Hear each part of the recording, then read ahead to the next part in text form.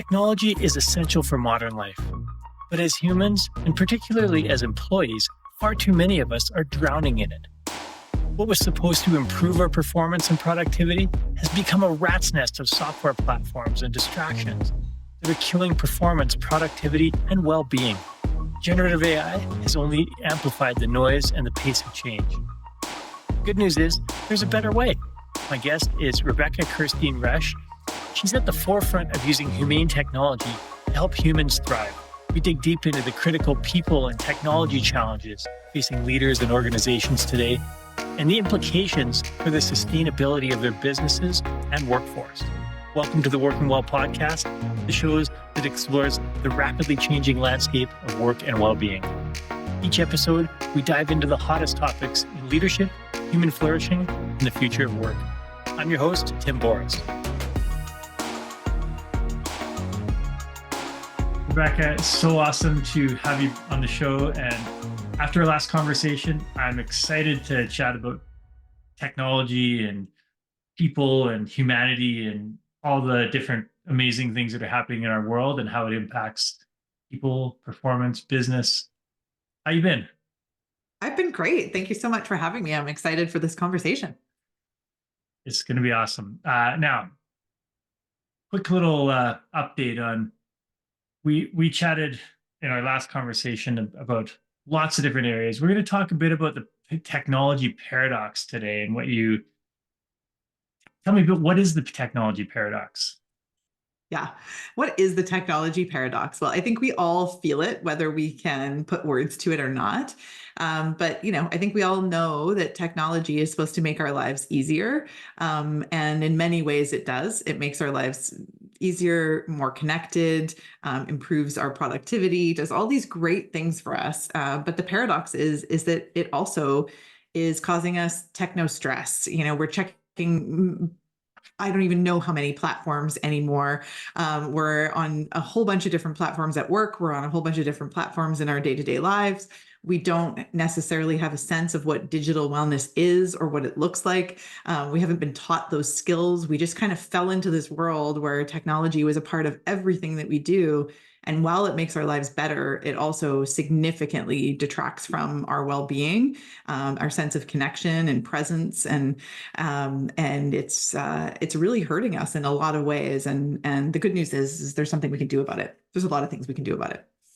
Perfect. Now, you mentioned the term, was it techno wellness or techno stress? Yes. Techno stress, but the wellness around technology. I can't remember the exact term. Digital well-being. Digital wellness, digital well-being. So people hear well-being and they hear digital, and they often don't think those connect at all. Can you talk about what your definition of digital well-being is? Yeah, absolutely. I think digital well-being is kind of a new term for a lot of people. There's an amazing organization that's a partner of ours called the Digital Wellness Institute, and they have a whole bunch of amazing tools for students, for parents, for organizational leaders, and organizations themselves.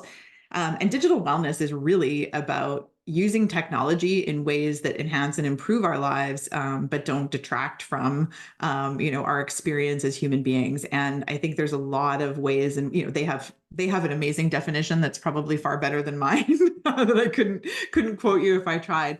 But at the end of the day, digital wellness is about recognizing how technology can dramatically impact our lives in negative ways, and taking steps towards mitigating those risks for ourselves, for our families, and certainly as leaders in organizations for our employees. Imagine doom scrolling social media at like 3 a.m. isn't digital wellness. That's a great example of one of the things that is a way in which we get caught up in technology. And I think we all now know that these technology platforms are designed to suck us in. They're, the race to the bottom of the brainstem is a term that the Center for Humane Technology uses to describe, the social media platforms. And that's exactly what those platforms are designed for, to keep us there as long as humanly possible, to log as many hours as possible on TikTok or Facebook or Instagram or any of these other platforms. And that's the way in which these technologies are designed, that are fundamentally designed not for human thriving, but ultimately to suck us in and prey on human vulnerabilities. And that is exactly what we need to be aware of as consumers of this technology. And we need to find ways in which we can mitigate that for ourselves and for our organizations and certainly our kids. That quote, term "race to the bottom of the brainstem." I've never heard that before. That is fantastic and creepy in It's a super way. creepy. And it's exactly what these technology companies are knowingly designing for. That's the design goal. How Mhm. can we get to the bottom of your brainstem and keep you here by capitalizing on every vulnerability we know you have? And that is not okay. Yeah. Yeah. You have talked about humane technology. Based on what you've just said, I imagine humane technology is the digital wellness side, is how we're using technology for good. What ways do you see that's happening in the market right now? Hmm. I see that in a couple of different ways. I think there's digital wellness in which we are devising ways in which we can protect ourselves, become more aware of how technology is affecting us, find ways and strategies in our lives to mitigate our technology use. How it's affecting us in the workplace and at home and our kids. So that's like the digital wellness component, is like, what can we actually do about this? But when I talk about humane technology, I'm talking about it more from the perspective of, as technology creators, of which I am one, the CEO of a technology company, it's incredibly important that those who are developing and designing and creating technologies for human use to improve outcomes for human beings, we have to be aware of those risks. We have to understand that the entire model that we're all, sort of signing up for here when we start a technology company is actually starts with our economic model, right? It is, the VC model is designed to invest money in products like ours, technology companies like ours, and the goal is growth at all costs, right? And so that does not take into account human thriving, human flourishing, all the different language we might want to give that. It really is about, how do I keep you in and on my technology as much as humanly possible? How many daily active users, monthly active users, how many hours are those users logging? That's what equals revenue in the way in which we are funding technology companies, the way those technology companies are designing technology.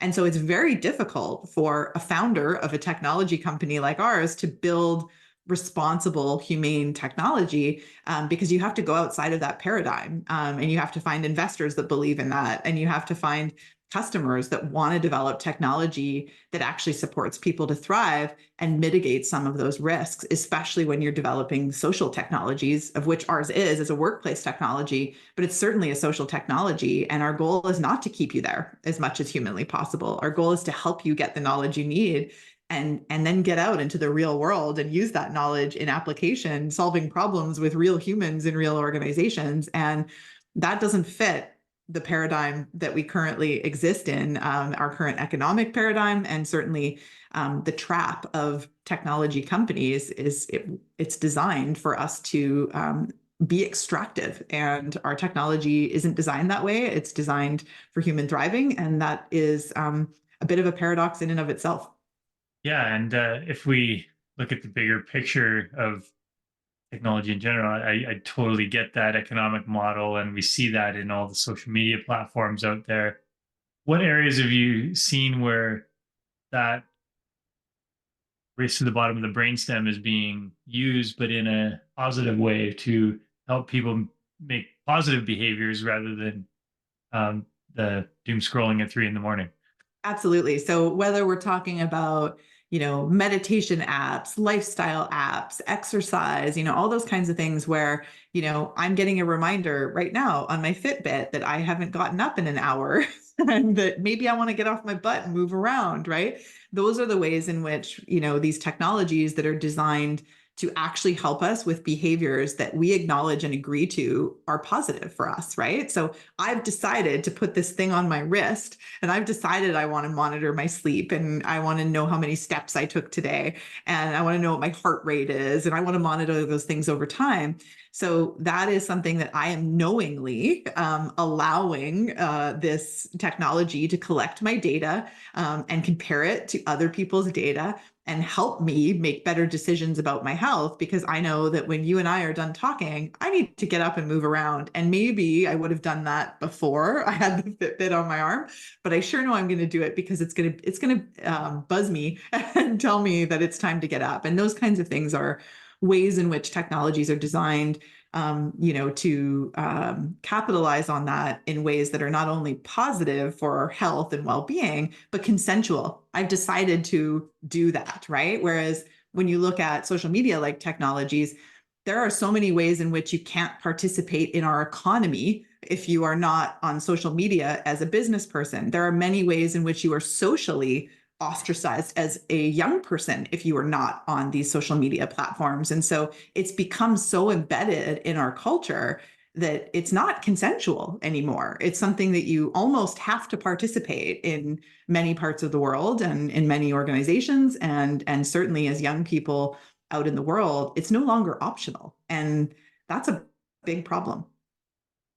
As and that's one of the reasons I asked that question is I'm a technology evangelist. I always see the positive side of it, and I think technology has such a amazing positive impact on society. Of course, there are downsides, and people will use it nefariously, but the I think the upside is so much greater. And I hear you on the social media with two teenagers right now.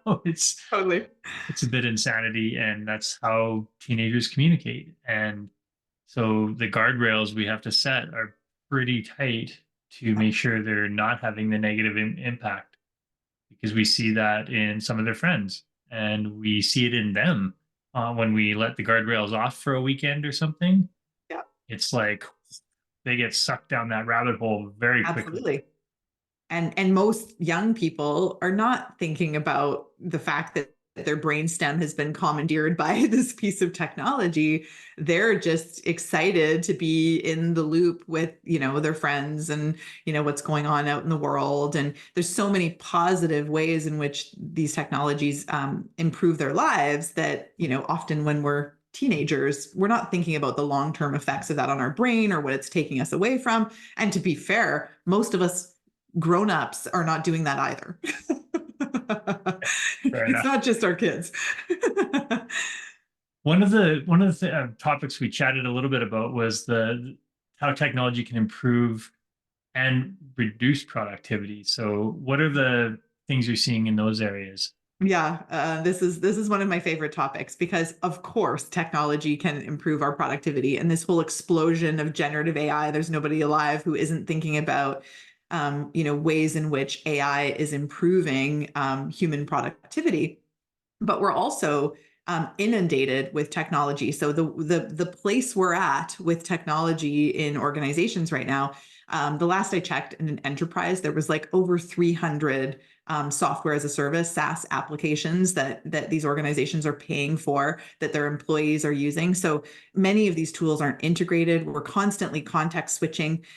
We're constantly interrupted by tools like Slack and Teams, and I'm sure you're familiar with the concept of deep work, right? Those of us who are knowledge workers, creatives, you have to focus on real work, the work that you are paid to create, whether you're a writer or, you're working in a software company doing sales, whatever it may be. Whatever work it is that you're doing in your day to day is constantly being interrupted. I think the average, I believe the number was 237 Slack notifications in a day, or workplace communication notifications in a day is the average for a knowledge worker. People are spending 30% of their time looking for information or people that can help them. The amount of emails we receive has skyrocketed. There's now multiple platforms where we're checking messages in the day. Like, no wonder people are feeling frazzled and burnt out, and we aren't getting as much done as we used to.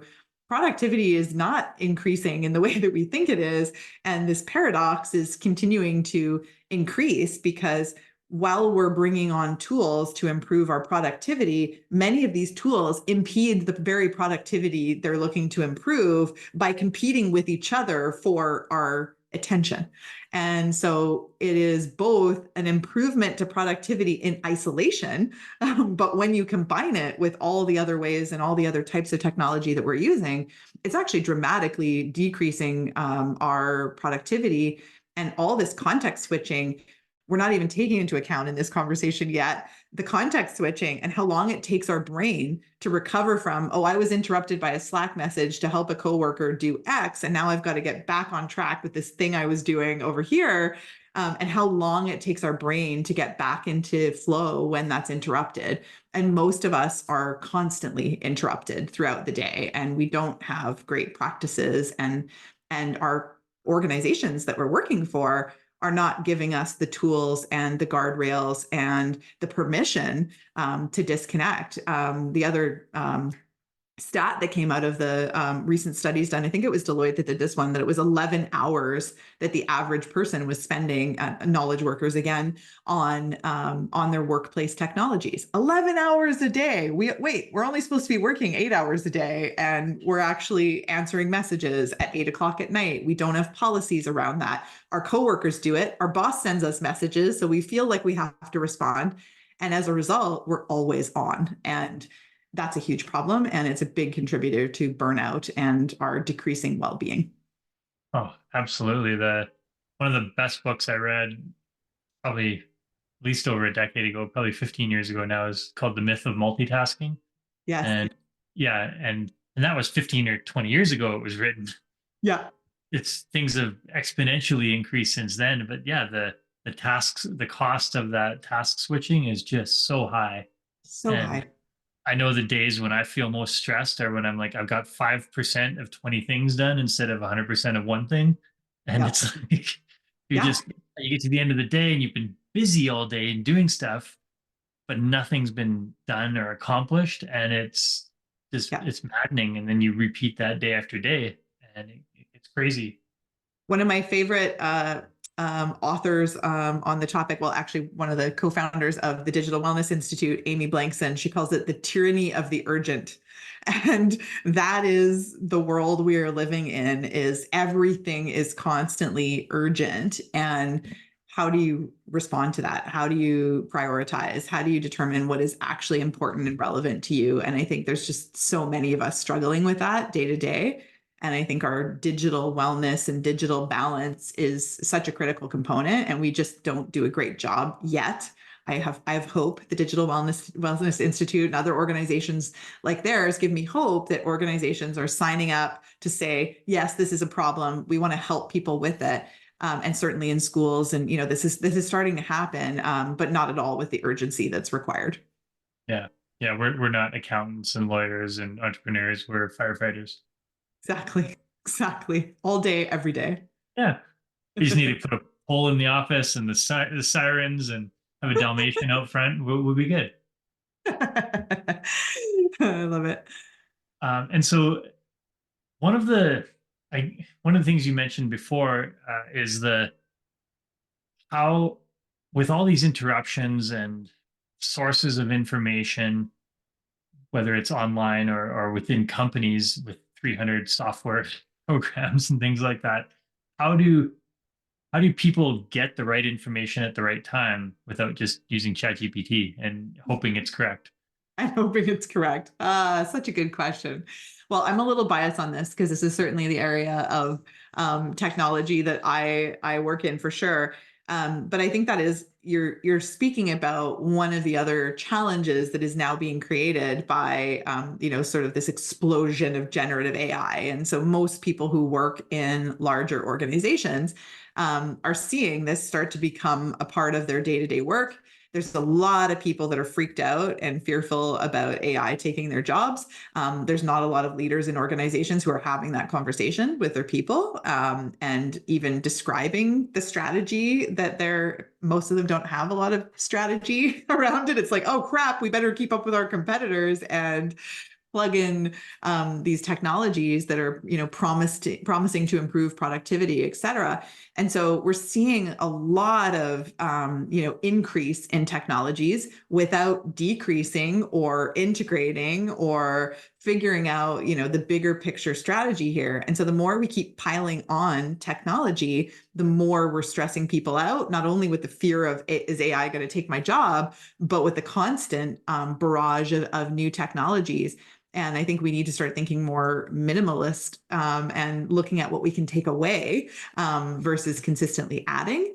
And I also think we need to really help people understand inside organizations what our strategy is with AI. And I think that comes down to leadership to really look at this next sort of onslaught. I love the language too that the Center for Humane Technology has some really great zingers on humane technology. But they call this next phase like second contact. They called social media first contact. They're calling generative AI second contact.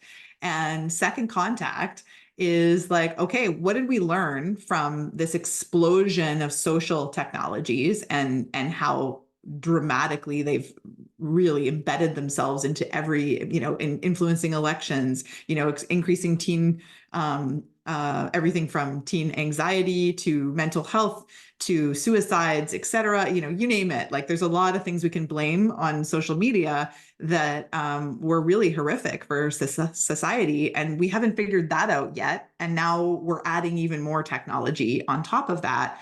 That is going to embed itself into the fabric of our culture and our organizations and certainly our kids. And so if we are going to not learn from the previous contact, the first contact, we've really got to start looking at how we can respond much more quickly in terms of policy and ethics, all of these, kind of bigger issues. But at the individual level, what can we do as human beings inside our organizations to improve our own experience? How can we learn about this? How can we become advocates for this inside our organizations? If I'm not the leader of my organization, but I'm an individual inside an organization, how can I educate myself and my coworkers? How can I provide better boundaries? How can I demand better of my employers, et cetera? There's so much to learn. And I think it's really overwhelming people. I think I totally went off sidetrack of your actual question on a tangent there, as I do.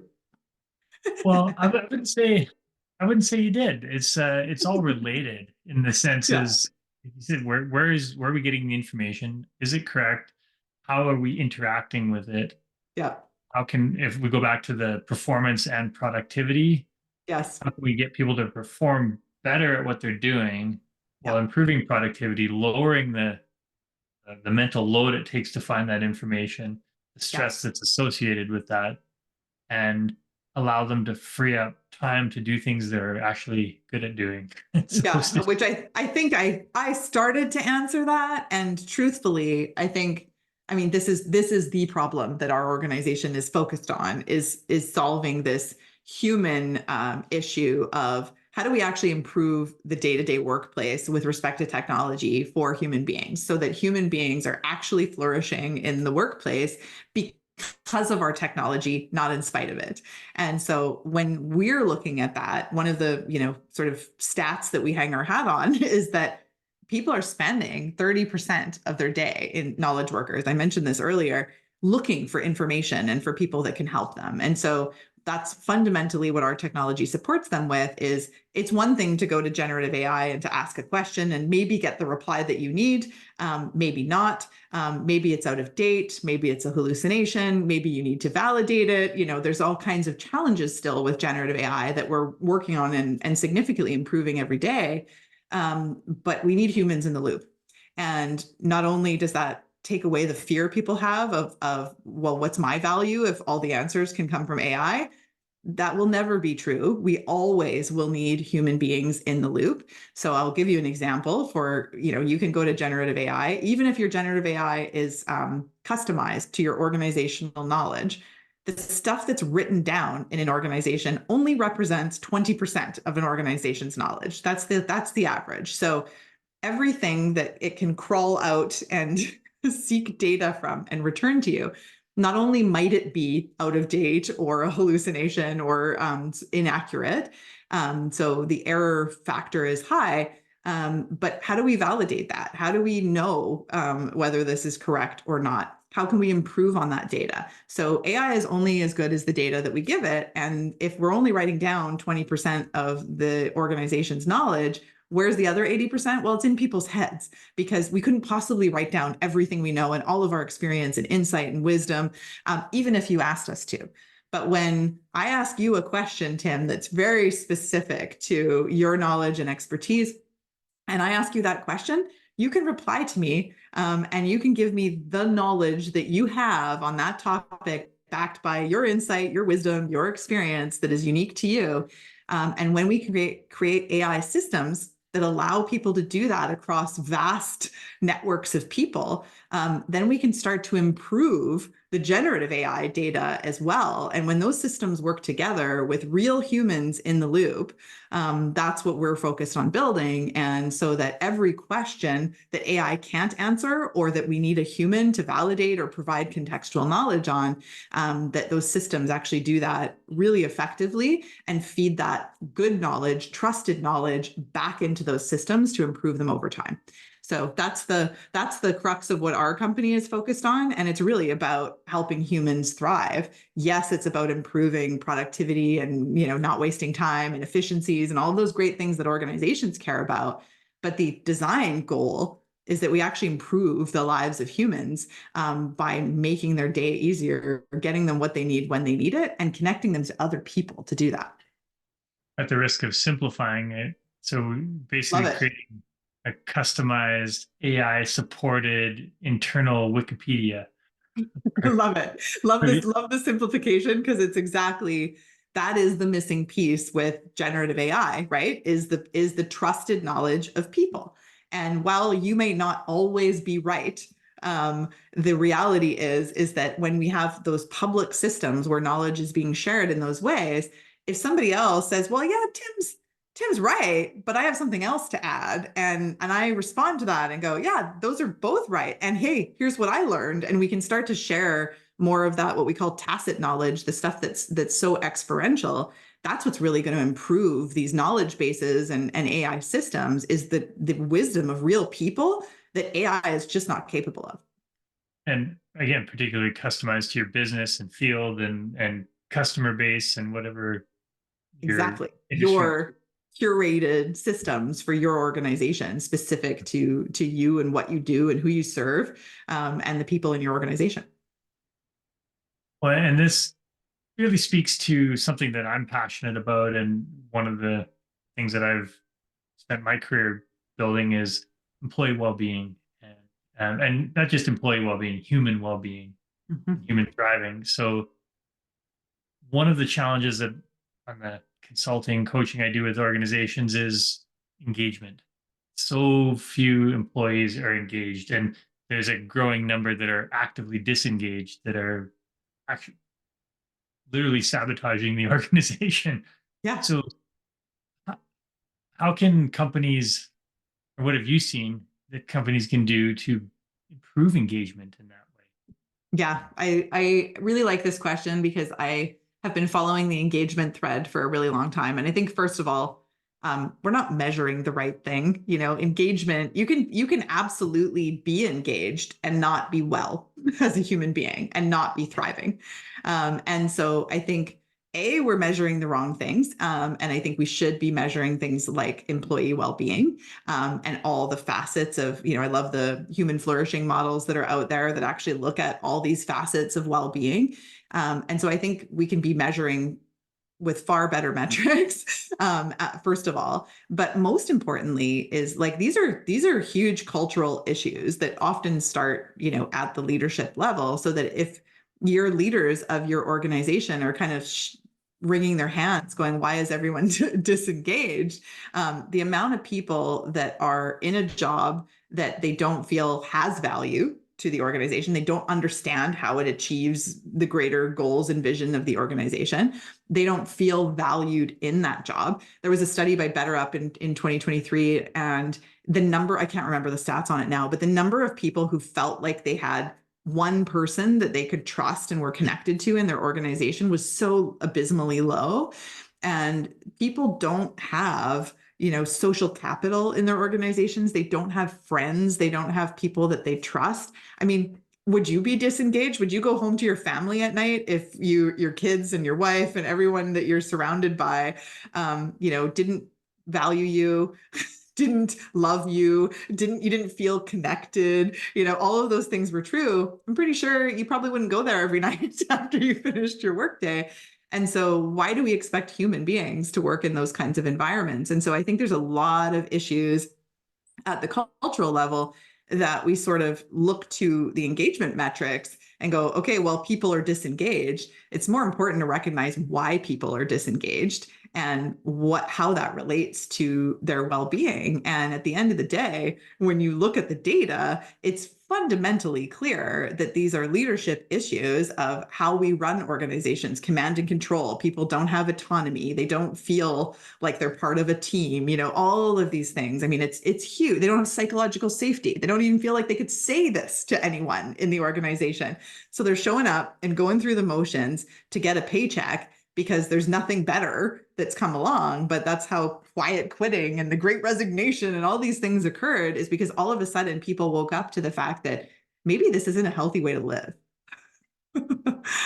Yeah, Yeah. you nailed it. And a lot of the things you're saying are just like check on the Gallup Q12. Like, this has been around for decades. Ever. Yeah. Yeah. It's so grounded in science. It's practical, and yet I've worked with companies that do the Gallup Q12 every year as part of their leadership training, and people understand, like leaders understand it conceptually, Yeah. and some of them even try to implement it. But what I see, the gap is this mindset shift particularly in the C-suite of, are we implementing these things to improve engagement, or are we implementing these things to help people thrive and be great humans? Yeah. Because there's a difference. Like, There's a if big difference. we want engagement because we know it's going to improve the business, so we're going to do this, and this, check, check, check. Yeah. Or we are running this company and building a team of awesome, thriving humans. Yeah. You can do the same things. It's like Simon Sinek, start with why. Yeah. Like, the same actions happen, but the mindset with which you approach it makes it a completely different outcome. So what Absolutely. you said about employees not having someone at work, or in a previous podcast, we talked a lot about trust. And most employees out there have zero trust that their company has their back. Yep. When shit hits the fan, they're going to get like a pink slip and they're going to get laid off. And Yeah. And they're not wrong. Right. Exactly.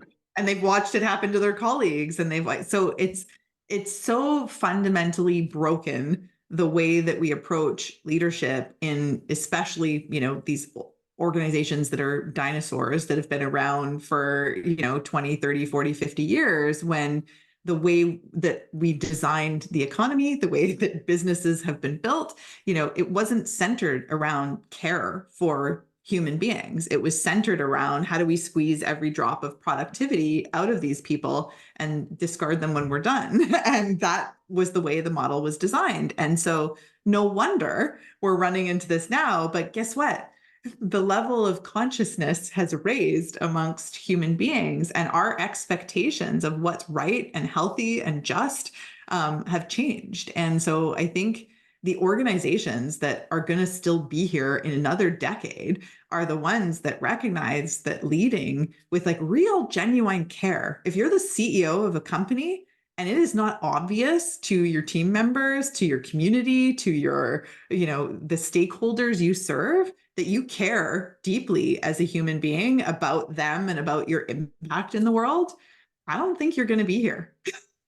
And so if you're the imposter who's just like playing that role, I think you should pack up and go home, because I don't think it's going to last. I really do think this massive tidal wave is coming, and the next generations are the ones that give me hope for that. Like you have kids that are teenagers, mine are in their 20s, and they demand so much more, and they don't want what their parents wanted. They see value in their well-being. They demand well-being. They, I spoke to a group of students a couple of weeks ago, and I was like, yeah, well-being is actually your right.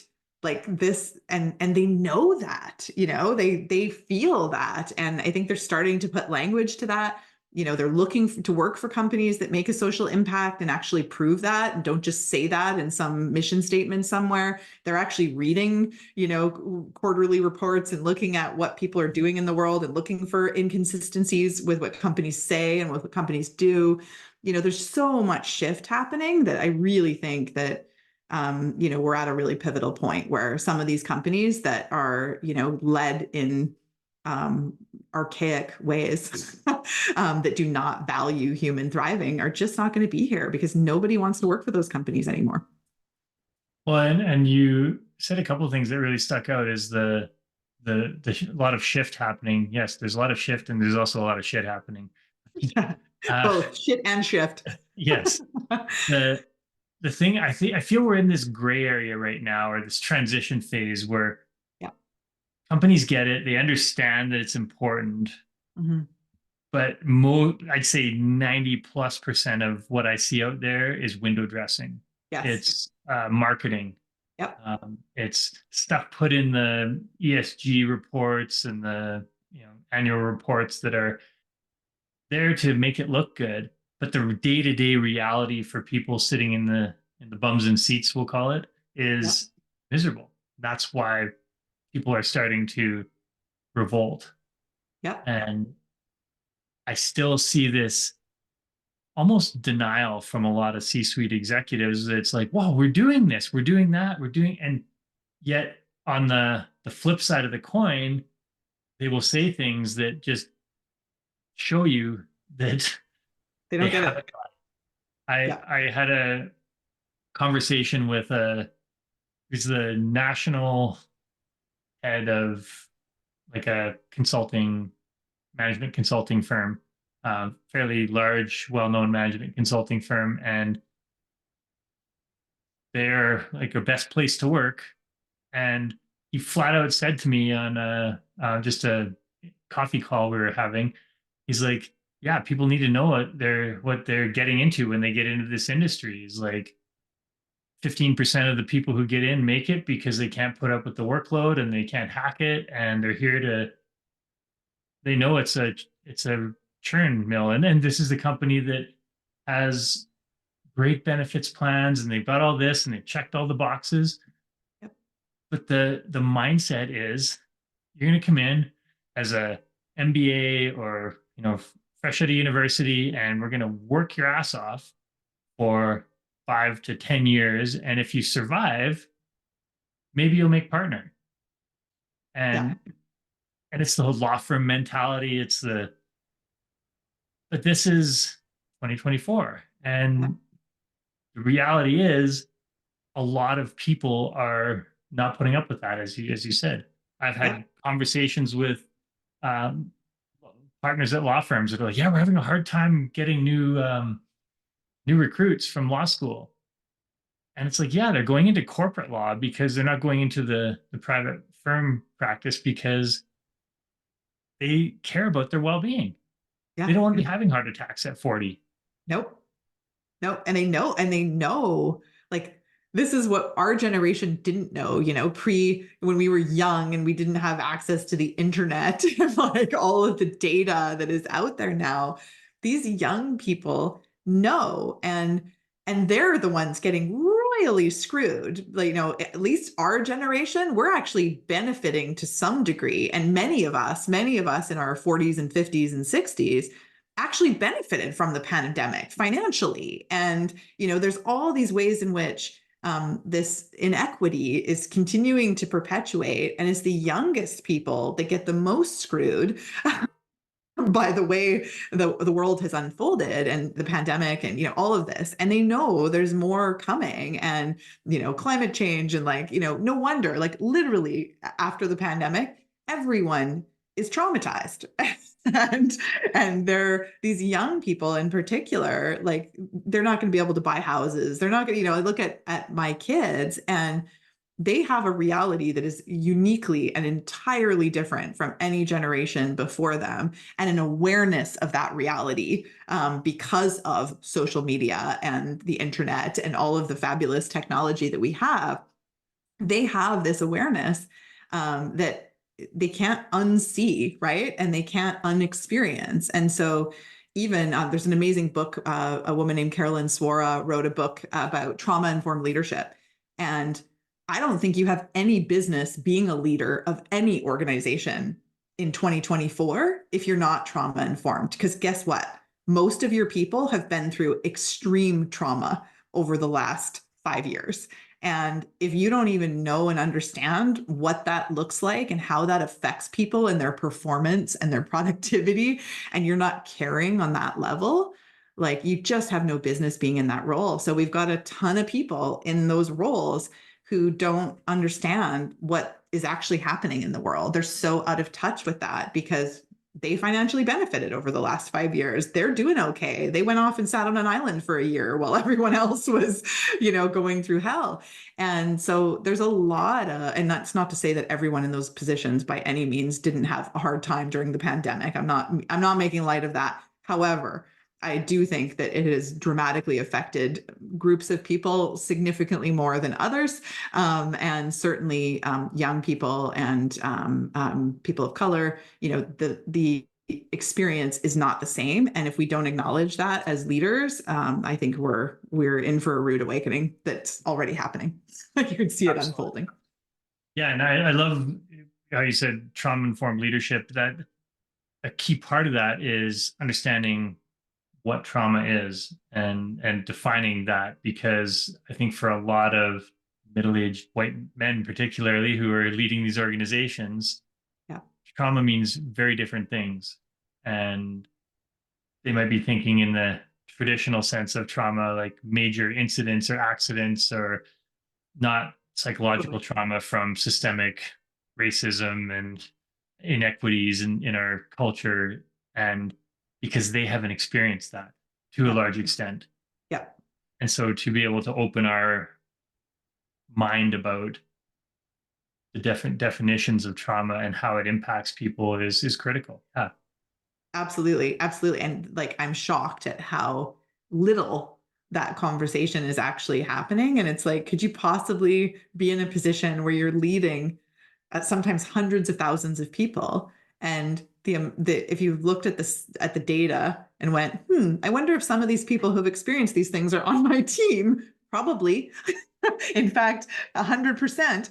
And the experience collectively that the whole world has gone through in the last 5 years is traumatic in and of itself, let alone the individual ways that that is unfolded for different groups of people and different individuals. I just think it's absolute madness to sit at the level of leadership in an organization and not be thinking that you might need to be trauma informed, that you might need to improve your emotional intelligence, that you might even need to improve your executive functioning skills, that you might, like the list is long.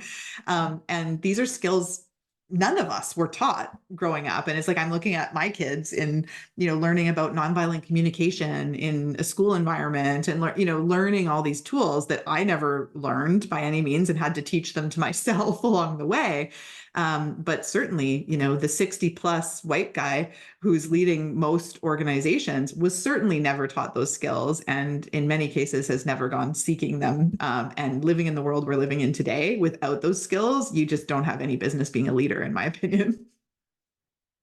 Yeah. And well, it speaks to leadership training as well. I just had a call with someone the other day. We were talking, he was mentioning a stat that said the average leader became a leader at 27 years old, I think, and they don't get leadership training till 43. Isn't that interesting?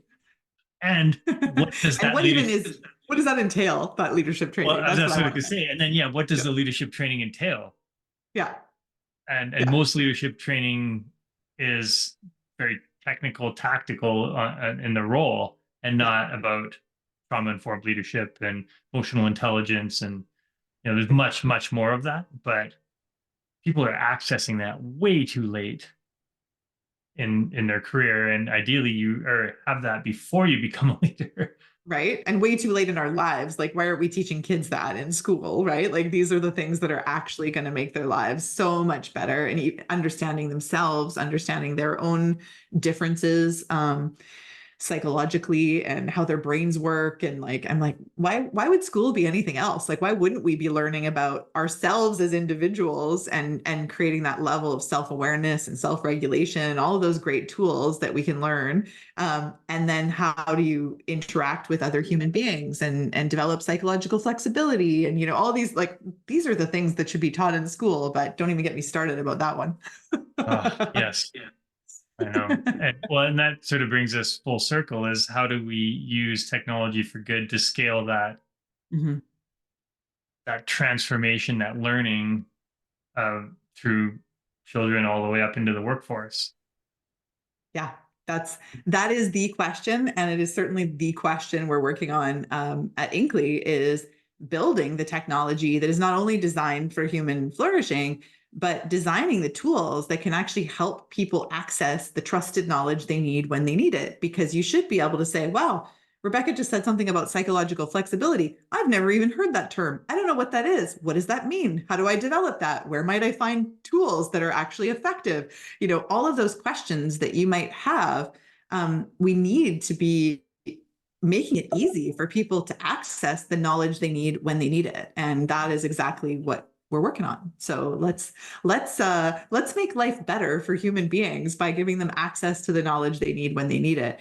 But even more importantly, connecting them to real human beings, to not only share that knowledge, but learn from each other's knowledge. I love it. And so, what covered lots of different topics. To sort of wrap it up into a little bit of a bow, what what would be your biggest takeaway for, let's focus on leaders right now who are out there leading a team? What's the one piece of advice or tool or resource that you have for them that you think would be most valuable? Awesome. Good question. Well, I'm a little bit biased in that I just wrote a paper called Questions Are the Answer. And so you can find that on our website at inkley.com. But also, our partner in publishing that paper is the Digital Wellness Institute. And they have tremendous tools for organizations. They actually just partnered with Fast Company on digitally balanced workplace certification, so that you can actually learn about, like, where are we when it comes to digital wellness as an organization? What do we need to work on? What are the tools we could use to do that? They have endless amounts of knowledge, free as well as paid, and consulting, and all of the above. But they provide a tremendous amount of free information and knowledge for anyone who wants it. So digitalwellnessinstitute.com as well is an excellent place to find tools and resources. And I also mentioned the Center for Humane Technology. So just learning more about technology and how it's affecting us, for technology designers as well as parents, teachers, individuals in organizations and leaders. They have a ton of resources and knowledge there as well, at the Center for Humane Technology. Well, I'll make sure I put those links or some of those links up in the show notes. Awesome. Well, I want to finish with one question, and it's something that I wouldn't have thought would be even a factor in today's world, but recently I've heard a couple leaders say this, and I was like, "What, really?" When we were talking about technology and all the changes that are happening, and I heard a couple of them say, "Yeah, we're not a technology company, though." So, and I'm like, "What? Every company is a technology company." So, what do you say to people when you hear that? Well, say predominantly what you just said, which is, like, first of all, you have to laugh because it's like every company is a technology company. It's like there is, and technology in its traditional term, right? I mean, like, a hammer is technology, right? And so there is layers of what is technology. So I don't go there because that just gets crazy. But if you're a company today in 2024 doing business out in the world, it doesn't matter who you are or how small you are or what kind of company you are. Technology is and will always play into your business being successful or not, functional or not. And so it's just not true that every company doesn't have to be a part of this conversation. So if you're a leader of any company anywhere, I don't care what size, you are using technology. You will be using technology. You will continue to use more and more technology, and being educated and responsible for both yourself and your people and the stakeholders you serve with respect to how technology is used in your organization is incredibly important. I agree. And it made me think of a story. It was during, I guess, right at the start of COVID. There was this, it was the US, I can't remember, maybe it was Good Morning America or one of those shows. And they featured a homeless guy in San Francisco that, with the social distancing, he was using tap, see, non-contact payments. So Right. instead of people giving him money, they could just Right. tap. So, Contactless payment. contactless payment to donate. I'm like, if a homeless guy has non-contactless payment, Yeah. everyone's in the technology business. Everyone is, absolutely everyone. So yeah, I think I think that's becoming less and less of a comment, but when you do hear it, it's hard not to laugh because it's just not true. Yeah, Yeah, awesome. Well, Rebecca, it's been so awesome to chat. I can't wait till the next time we connect. me We've too. got previous conversations. We've got multiple episodes we could do. So I know. We're going to let's talk follow about up soon. breathing next time. Yes, Thanks so and much, Tim. I'll make sure I put your website up in the show notes so people know where to find you. And Awesome. thank you again. It's been wonderful. Thank you so much. That wraps up another episode of the Working Well podcast. If you enjoyed the show, please rate, review, and subscribe wherever you get your podcasts. Now, which guests or topics would you like to see featured on the show? Message me through LinkedIn or on the contact page of timborys.com with your ideas. Thanks for tuning in. I'm Tim Borys with Fresh Wellness Group, and I look forward to seeing you on the next episode.